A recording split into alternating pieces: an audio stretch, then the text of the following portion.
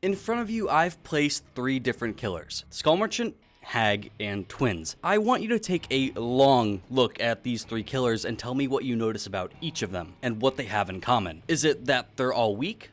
No, not exactly. Hag and Twins are arguably very strong in the right hands, with Twins being one of the most underrated strong killers in the entire game. Okay, so that's not it. Is it that they're all somewhat macro-based?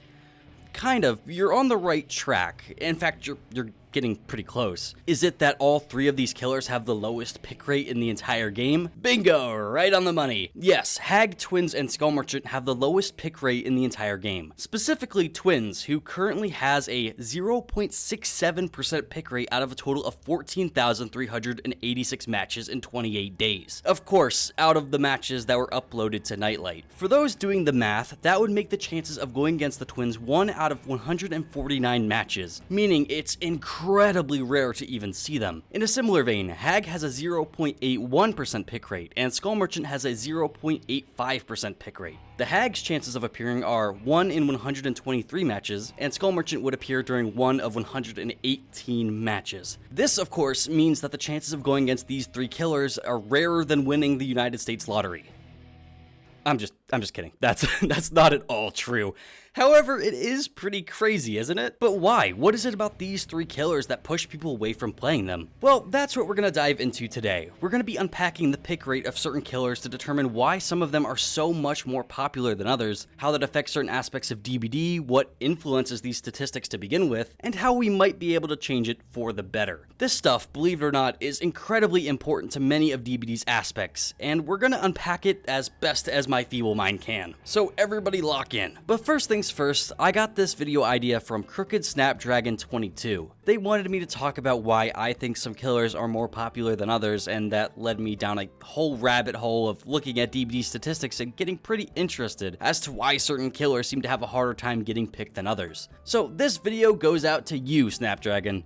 I hope it's what you were looking for. As always, if you have a topic you really want me to talk about, make sure to leave it in the comments. I'm usually keeping an eye on them, so that's where to leave them if you're interested in my thoughts on whatever you've got in mind. Anyway, back to the topic at hand. Before anyone says it, I know Nightlight isn't the most reputable way to get statistics for the game, but given that Behavior rarely releases any sort of data, it's the most up-to-date I can get popularity-wise for certain killers, especially after Kaneki came and wiped every killer off the list in terms of pick rate. Behavior did release some stats for January to March of 2025, but it only shows the 5 most popular killers for 2 MMR brackets, being MMR 500 and above to the statistics for MMR 1800 and above. I'll keep this list in mind, but for the most part, I'll be using Nightlight statistics just because it's more updated and easier to understand. I can tell for the most part, Nightlight statistics tend to be pretty accurate, just based on my own experiences with the game, so we'll run with that. Just don't bite my head off if it isn't exactly perfect. It's okay. For this case, it doesn't really need to be. So why does this even matter? Does pick rate really matter at all? Well, yeah, it definitely does. Pick rate matters immensely because it sort of controls how Behavior can treat certain killers. For example, do you think Behavior would have publicly executed Skull Merchant the way they did if she was the most popular killer in the game? I don't think so. Behavior felt comfortable doing that because they knew the majority of players didn't care about her, and it gave them the confidence to nerf her to an unrecognizable state because the backlash wouldn't be too harsh. The same goes for the recent treatment of the artist and her add-ons. She has a lower pick rate than most, so Behavior making some terrible changes to her add-ons isn't the end of the world in most people's eyes. However, if it were a killer like Blight, people would be rioting. A killer's popularity determines how many brownie points they get from Behavior. The less popular a killer is, the less inclined they are to treat them with the respect they deserve. However, it also works in the inverse way too. Some killers may become very popular due to buffs, a new release, whatever it is. I'm sure we'll see it with Springtrap when he drops. We've already seen this happen with Wesker and Kaneki. While these killers might be completely fine from a balance standpoint, keyword is might, the fact that they're so prevalent in Survivor games might make people start complaining about some things that are completely fine in terms of balance. If you've spent any time on DBD Twitter, you know exactly what I'm talking about. While this doesn't tend to produce results a lot of the time, it can definitely lead to a warped idea of how strong or imbalanced certain killers are in the grand scheme of the game. Is Behavior in the wrong for doing this? Maybe. It sort of depends on how you look at it. From a corporate marketing standpoint, it makes sense that they treat the popular killers with a bit more respect than they do the killers nobody plays. However, it definitely stinks that some killers are treated like crap because they don't have the player base to stand on their own. We can expand on this even more though. If a killer is completely broken but nobody plays them, it can lead them to being in a broken state for years before getting any substantial changes to their design, add-ons, perk combinations, whatever the culprit is. Pick rate affects a lot more than you'd think. With this statistic being as important as it is, it's also important to understand why some killers get picked more often than others, which I guess we should hop into now. I'm gonna take the 5 killers with the highest pick rate and the 5 killers with the lowest pick rate, according to Nightlight, and see if there's some sort of trend with all of them. Interestingly enough, their placement makes a lot more sense than you'd think. The bottom 5 killers in terms of pick rate are Twins, Hag, Skull Merchant, Pinhead, and Plague. The top 5 killers are Kaneki, of course, Wesker, Huntress, Legion, and Blight. Like I said before, if you're paying attention, you may notice something about the bottom and top 5 killers on this list, and it has to do with macro play and accessibility. Twins are a strong killer, but their strength really depends on how well you know the game and how to snowball. Hag is kind of the same way, needing to utilize trap placement and survivor movement. The same goes for Skull Merchant and Pinhead. Pinhead's also an interesting case because his DLC is no longer available for purchase, so that could also be a contributing factor. However, he also has a lot of macro play baked into his design. Skull Merchant,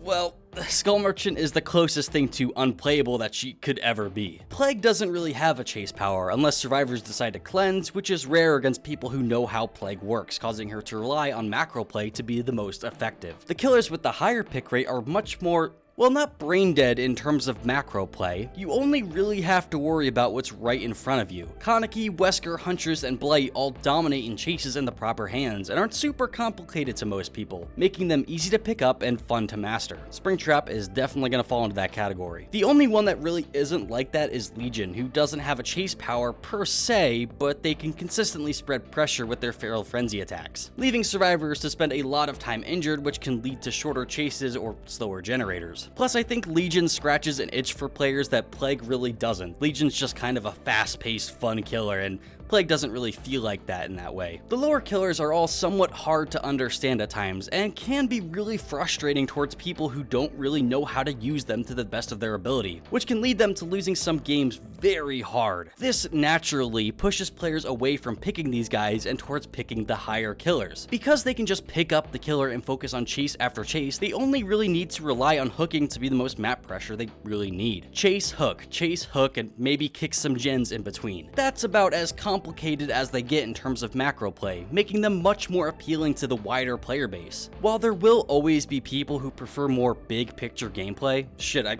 play a ton of Trapper, so I get it, most people will just cling to killers that they have an easy time understanding, and that's not a bad thing at all. I do understand it, however, it does leave the less popular killers to get shafted a lot of the time. What about outliers? For example, Ghostface is a popular killer, but doesn't really have a chase power, and generally feels very weak in a lot of different scenarios, unless you get Hawkins or Larry's. Well, for some of these killers, sometimes the license is enough to get people to sign up to play. Is that why Ghosty gets so much love? Maybe, it's hard to tell for sure. Ghostface is a pretty complicated guy to play, but can also be a lot of fun with his stealth mechanic. And he, on top of that, gets a ton of cosmetics, which I'm sure contributes a little bit. The same can be said for Myers, who has an even higher pick rate, but is generally not that strong, I'd say. However, people do love the Halloween franchise, and Myers is just a classic simple killer to play, which I'm sure contributes to how often people pick him. It isn't always a cut and dry thing for some killers, but I think you'd be a little silly not to notice the trend between the top 5 killers and the bottom 5 killers that I pointed out. Fact of the matter is, when making a list based on something like this, someone has to be at the top and someone has to be at the bottom. However, what concerns me is the disparity between the two. It worries me that Kaneki has an 8% pick rate, meaning you'll see him in 1 of 12 matches right now, and the lowest has a 0.67% pick rate. That's a huge difference. Question is, can behavior fix that disparity without sacrificing the killer's identity? I'm not so sure. I would say for the most part, Hag is fine from a balance standpoint, but should she be fundamentally changed just to make her more popular? No, I don't think so, do you? For me, it really boils down to accessibility. I would be extremely interested to see behavior give some changes to lower picked killers, not relating to, reworking them necessarily, but simply just some small changes to make them more accessible to the wider player base. For example, Pinhead can hit an amazing shot through a wall to hit a survivor, but whether or not he gets value out of it depends on where the survivor is and if they break the chains quick enough. I wouldn't mind if that got looked at in some capacity again. I'm aware that was already addressed, but it's still really annoying. Maybe Hag would benefit from some better map traversal instead of relying on survivors stepping on traps without making her unbearable to face. And they could make Skull Merchant a killer again. Would these fix the issues? Maybe not entirely, but it couldn't hurt to see the killers in question rise in popularity as they become easier to pick up for most people, instead of just being killers that fit a certain niche. But at the same time, I don't really have a problem with that either. I simply don't want some killers to be so rare that you almost never see them, and as the roster grows bigger and bigger, I worry that some killers will go ages without getting proper treatment, and I don't like that. With an issue like this, you really have to pick your poison, and it's a much more complicated issue instead of just a one change fix all type dynamic. Some killers are just gonna appeal to a larger group of people than some others, and there's nothing really wrong with that, as long as behavior is able to give love to each killer individually, but it worries me that they seem to struggle with that at a lot of times. I'd love to give an easy solution, but I just can't. However, what do you guys think? How would you fix the pick rate of certain killers? This is a complicated issue, and as much as I love to just say, do this behavior, and fix all the problems the game has, I can't do it for an issue like this. Trust me, I've thought of many different angles. It's just not that simple. But maybe you can. I'm very curious what you guys think. But as for right now, that's it for me, gamers. Have a great day.